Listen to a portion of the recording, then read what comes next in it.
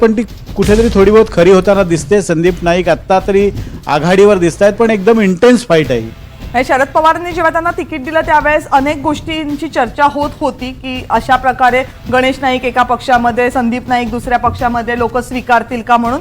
पण सुरुवातीच्या कालांमध्ये तरी ते स्वीकारलं गेलेलं. नवी मुंबईची डेमोग्राफी त्यासाठी आपण त्याकडे लक्ष दिलं पाहिजे, कारण नवी मुंबई शहर वसत असताना नाईक कुटुंबाचं तिथे राजकीय अस्तित्व सुरू झालं होतं आणि पुढच्या काळात म्हणजे गेली 2-2.5 दशकं नाईकांचं तिथे वर्चस्व राहिलेलं आहे. आता नाईकांच्या साम्राज्याला उतरती कळा लागली असं जरी म्हटलं तरी एकेकाळी या सगळ्या परिसरावर नाईकांचं एक हाती वर्चस्व होतं.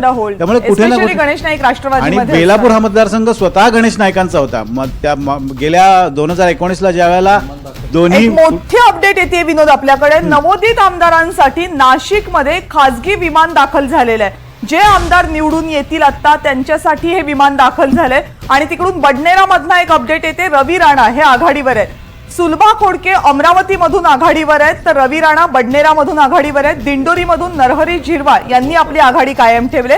त्यामुळे ठाकरेंपेक्षा शिंदेची सेना आत्ताच्या घडीला आघाडीवर दिसतीये. महायुतीचा आकडा 32 वर पोहोचलाय. महाविकास आघाडीचा आकडा 7 वर पोहोचलाय. सगळ्यात मोठा आकडा हा भाजपचा आहे. भाजपला 22 जागांवर आघाडी मिळते. एकनाथ शिंदेच्या शिवसेनेला 7 जागांवर आघाडी मिळते. तुलनेनं उद्धव ठाकरे यांच्या शिवसेनेला अजूनही फक्त 2च जागांवर आघाडी मिळताना दिसतेय. अजित पवार यांच्या पक्षाची टॅली सुद्धा पुढे सरकली आहे. अजित पवार यांच्या पक्षाला 3 जागांवर आघाडी मिळताना दिसते. शरद पवार यांच्या पक्षाची टॅली मात्र पुढे सरकताना दिसत नाहीये. राष्ट्रवादी काँग्रेस शरदचंद्र पवार पक्षाची जागा अजूनही एकच जागा आघाडीवर दिसते. साकोलीमधनं नाना पटोले यांची आघाडी आहे आणि नरहरी झिरवाळ यांचीही आघाडी आहे. राजू काळेमोरे हे तुमसरमधनं आघाडीवर आहेत. त्यामुळे जे आमदार विद्यमान होते ते बऱ्याच ठिकाणी आघाडीवर दिसत आहेत. महायुतीचा आकडा 35 वर पोहोचलाय. महाविकास आघाडीचा आकडा 7 वर पोहोचलाय. भाजपनं 24 पर्यंतचा आकडा गाठलाय. 24 जागांवर जे 43 कल आलेले आहेत त्यातले 24 जागा म्हणजे जवळपास 50% पेक्षा जास्त जागा या एकट्या भाजपच्या आघाडीवर आहेत. 24 जागा. महायुतीच्या टॅली पोहोचते 35 वर. महाविकास आघाडीची 7. महाविकास आघाडीसाठी हे चिंतेचं वातावरण असू शकतं, कारण 35 जागा महायुती आघाडी घेत असताना 7 जागा म्हणजे डबल डिजिट पण अजून गाठता येत नाही महाविकासला. नाही, पोस्टल बॅलेट जरी असले साधारणतः सरकारी कर्मचाऱ्यांचा एक त्याच्यामध्ये मोठा वाटा असतो. म्हणजे जसे सुरक्षा कर्मी असतील, संरक्षण दलातले लोक असतील, तसे निवडणूक कर्तव्यावर असणारे सरकारी कर्मचारी पण असतात. आणि याच्यामध्ये विशेष म्हणजे शरद पवार यांच्या पक्षाला सर्वसाधारणतः सरकारी कर्मचाऱ्यांमध्ये एक प्राधान्य असतं नेहमी, कारण अनेक वर्ष त्यांनी विशेषतः वेतन आयोग असेल या संदर्भात निर्णय घेतलेले, तर तिथे ते मागे दिसत आहेत. ती थोडीशी मला यातली थोडीशी आश्चर्याची बाब ती वाटते. आणि मी जेवढे प्रस्थापित ज्यांच्या विरोधात पवारांनी सभा घेतल्यात, अर्थात हा पहिलाच प्राथमिक कल आहे, पण या क्षणाला तरी पवारांचा प्रभाव तसा मला दिसत नाहीये आता. अगदी एकच जागेवर केव्हापासून आहे गाडी. मुख्यतः ज्या पद्धतीने एक्झिट पोलनी दाखवलं होतं कदाचित हे तिकडे चाललंय की काय अर्ली आहे असं म्हणणं, पण ज्या पद्धतीनं महाविकास आघाडी अजूनही सिंगल डिजिट मध्ये मला दिसतंय, माझ्यासाठी थोडंसं आश्चर्य वाटणारा हा सगळा आश्चर्यच वाटणार, कारण 38 जागांवर महायुती आघाडी घेत असताना फक्त 7 जागांवर महाविकास आघाडीची आघाडी. आणि सगळ्यात मोठी बातमी, उद्धव ठाकरे सोबत आले तर स्वागत करू असं वक्तव्य भाजपचे नेते चंद्रकांत पाटील यांच्याकडनं केलं जाते. जी चर्चा आपण सुरुवातीला करत होतो त्यानुसार आमचं नेतृत्व मोठ्या मनाचं असल्याचं चंद्रकांत पाटील यांनी म्हटलेलं आहे. आत्ताच्या घडीची महाराष्ट्राच्या राजकारणातली सगळ्यात मोठी बातमी, कारण भाजप आणि उद्धव बाळासाहेब ठाकरे यांची शिवसेना यांच्यामधलं नातं गेल्या 2.5 वर्षात 5 वर्षात महाराष्ट्रानं बघितलेलं आहे. आणि त्याच उद्धव ठाकरेंच्या शिवसेनेबद्दल उद्धव ठाकरे सोबत आले तर त्यांचं स्वागत करू असं चंद्रकांत पाटील म्हणतात. याचा नेमका अर्थ आता मला वाटतं की आपल्याला निकाल कल पूर्ण येईपर्यंत काहीतरी त्यांनी खाद्य पुरवायचं ठरवलेलं दिसतंय. परंतु मला वाटतं की भाजपाने नेहमीच सातत्याने ही भूमिका घेतलेली आहे की जर त्यांना आघाडीपासून बाजूला करता आलं तर विशेषतः काँग्रेस, राष्ट्रवादी काँग्रेस आणि उद्धव ठाकरे महाराष्ट्रामध्ये पोटेंट कॉम्बिनेशन होतं आणि हे कॉम्बिनेशन काय करू शकतं याची लोकसभेत त्यांनी चुणूक बघितलेली आहे. त्याच्यामुळे दीर्घकालीन राजकारणासाठी ते एकत्र आले तर म्हणजे आमच्याबरोबर आले तर हरकत नाही अशी भूमिका सातत्याने मांडली जाते. त्याच्यामुळे 2 गोष्टी होतात की एक तर त्यांना दबावाचं राजकारण आपल्या महायुतीत करता येतं आणि दुसरीकडे तिकडे संशय कल्लोळ निर्माण करण्याचा प्रयत्न, कारण उद्धव ठाकरेंचा जो कोर वोटर जो आहे आता तो काँग्रेसकडून येणारा कोर वोटर आहे, त्यांच्यामध्ये नेहमीच संभ्रम जर ठेवला उद्धव ठाकरेंबद्दल तर त्याचाही फायदा होईल असं. पण एकाच याचे दोन विरोधी गट स्वतःबरोबर ठेवण्याची किमया ही भाजपाकडे निश्चितपणे आहे.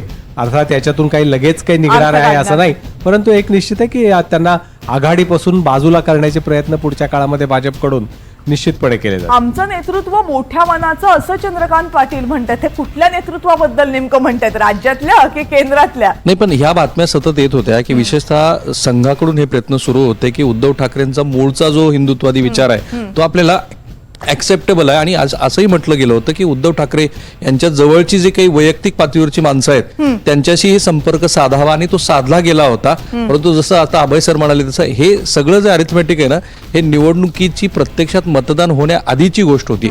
आत्ताचा जो शक्यतांचा बाजार आहे तो इतका खुला आहे की प्रत्यक्षात जेव्हा फायनल टॅली येईल तेव्हा सगळ्या शक्यता खुल्या असाव्यात अशा अर्थाने याकडे बघायला हवं. आता जे प्राथमिक कलातले आकडे बघितले तर चंद्रकांत पाटलांनी एकनाथ शिंदेचे 10 आणि उद्धव ठाकरेंचे 3 असं असे जर हीच जर तफावत असेल तर शेवटी राजकारणात डोकी मोजली जातात आणि भाजपाला तर आकडे खूप छान समजतात. त्याच्यामुळे ते पुढच्या काळात काय भूमिका घेतील ते बघावं लागेल. मला असं वाटतं की चंद्रकांत पाटलांचं हे विधान थोडंसं अर्ली आहे. मुख्यतः आता ती परिस्थिती तशी आहे का, उद्धव ठाकरेंना यायचं आहे का आणि एकनाथ शिंदेना कम्फर्टेबल आहे का, हे देखील आता भाजपला लक्षात घ्यावं लागेल. ते राज्य पातळीचं नेतृत्व असेल किंवा केंद्रीय पातळीचं. ओके. मोहोळमधनं यशवंत माने यांची आघाडी. आणि आता मी टॅली पुन्हा एकदा सांगते. 55 जागांचे जे कल हाती आलेले आहेत त्यानुसार महायुती 45 जागांवर तर महाविकास आघाडी 9 जागांवर आघाडीवर आहे. याचा अर्थ महायुती ही अर्धशतकाच्या उंबरठ्यावर आहे. अर्धशतक पूर्ण करायला 50 जागा पूर्ण करायला महायुतीला फक्त 5 जागांची गरज आहे. आणि महायुतीमध्ये लक्षणीय मोठा आकडा हा भाजपच्या जागांचा आहे. भाजपला 30 जागांवर आघाडी मिळताना दिसते. एकनाथ शिंदे यांना 11 जागांवर आघाडी मिळताना दिसते तर अजित पवार यांच्या पक्षाला 4 जागांवर आघाडी मिळताना दिसते. काँग्रेसचा आकडाही अत्यंत संथ गतीनं पुढे सरकतोय. 5 जागांवर आघाडी मिळताना दिसते काँग्रेसला. उद्धव ठाकरे यांच्या शिवसेनेला 3 जागांवर आणि शरद पवारांची राष्ट्रवादी मात्र अजूनही एकाच जागेवर आघाडी मिळवताना दिसते. आश्चर्याची बाब आहे की महायुती 45 जागांवर आघाडी घेत असताना महाविकास आघाडीला मात्र 9 जागांची आघाडी घेता आलेली आहे. डबल डिजिट 2 आकडी संख्या अजूनही महाविकास आघाडीला पार करता आलेली नाहीये. बीड मधली महत्वाची अपडेट, योगेश क्षीरसागर हे आघाडीवर आहेत. महायुतीचे उमेदवार योगेश क्षीरसागर आहेत. त्यांना आव्हान दिले महाविकास आघाडीकडून संदीप क्षीरसागर यांनी. त्यांचे चुलत भाऊ आहेत पण संदीप क्षीरसागर यांची पिछाडी आणि योगेश क्षीरसागर यांना आघाडी मिळताना दिसते. दुसरीकडे महायुतीचा आकडा वेगानं वाढतोय. महायुतीचा आकडा 45 वरून 47 वर सरकलाय तर महाविकास आघाडीचा आकडा मात्र अजूनही 9 इथेच थांबलेला आहे. भाजपचा आकडा वेगानं बदलतोय, सातत्यानं बदलतोय. भाजपला 31 जागांवर आघाडी मिळाली. शिवसेना एकनाथ शिंदेच्या पक्षाला 11 जागांवर तर अजित पवारांच्या राष्ट्रवादीला 5 जागांवर आघाडी मिळालेली आहे. महाविकास आघाडीचे आकडे मात्र अजिबात बदलत नाही. विशेषतः राष्ट्रवादी काँग्रेस शरदचंद्र पवार यांच्या पक्षासाठी काहीशी चिंताजनक बाब, कारण केव्हापासून त्यांचा असलेला 1 हा आकडा पुढे जातच नाहीये. आता महाविकास आघाडी डबल डिजिटमध्ये पोहोचली. महाविकास आघाडीला 10 जागांवर आघाडी मिळाली. यामधली जी 1 जागा वाढलेली आहे ती काँग्रेसची आहे. काँग्रेसला 6, शिवसेना उद्धव बाळासाहेब ठाकरे यांच्या पक्षाला 3 आणि राष्ट्रवादी काँग्रेस शरदचंद्र पवार यांच्या पक्षाला 1 जागेवर आघाडी मिळताना दिसते. महायुती आता 48 जागांवर आघाडी घेऊन तर महाविकास आघाडी 10 जागांवर आघाडी घेऊन आहे. एकूण 61 जागांचे हे कल आहेत आणि यापैकी भाजप म्हणजे जवळपास 50% जागा हे एकटा भाजप आघाडीवर आहे. 61 जागांचे जे कल आले त्यानुसार 32 जागांवर भाजप आघाडीवर आहे. एकनाथ शिंदेची शिवसेना 11 जागांवर आघाडीवर आहे आणि राष्ट्रवादी काँग्रेस 5 जागांवर. एकनाथ शिंदेची शिवसेना आणि भाजप मधल्या जागांचं अंतर हे असंच राहिलं तर याचे नेमके अर्थ? मला वाटतं जागांची संख्या जर आपण किती जागा लढवत आहेत ते जर बघितलं तर जवळपास एकनाथ शिंदे यांच्या दुप्पट जागा भाजप हो लढवत आहे. त्याच्यामुळे स्वाभाविकच भाजपाचा आकडा मोठा असणार आहे.